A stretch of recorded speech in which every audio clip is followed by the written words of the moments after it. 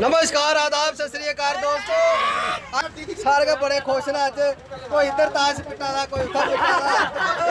सारे बड़े खुश ने अज पिकनिक का नाम लिया ते सारे इंजॉयमेंट करना अज एक वीर मेरा पानी बोतल लिया कन्ने खलोते दा खाली फ्रूटी फुलका खा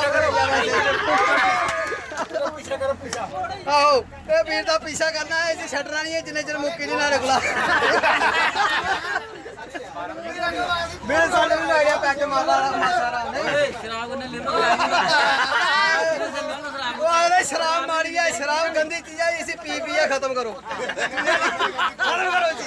शराब लबनी चाहिए दुनिया खत्म कर दियो इसी ना नाम मल्ला बनाओ बिल्कुल इसे खत्म कर दियो जिथे भी लबदी है ठेका 9 बजे खुलदा 8:30 बजे उत्थे पई जाओ ते ना एक फ्रूटी लेनी है 4 लाओ ते उसी लइया फटाफट मकाओ सरकार ने बड़ी गलत कर सरकार ने शराब पई दी है सोचना चाहिए सरकार ने मुफ्त बननी चाहिए सारे की मुफ्त बननी चाहिए है ते लोग भी खुश हो जान।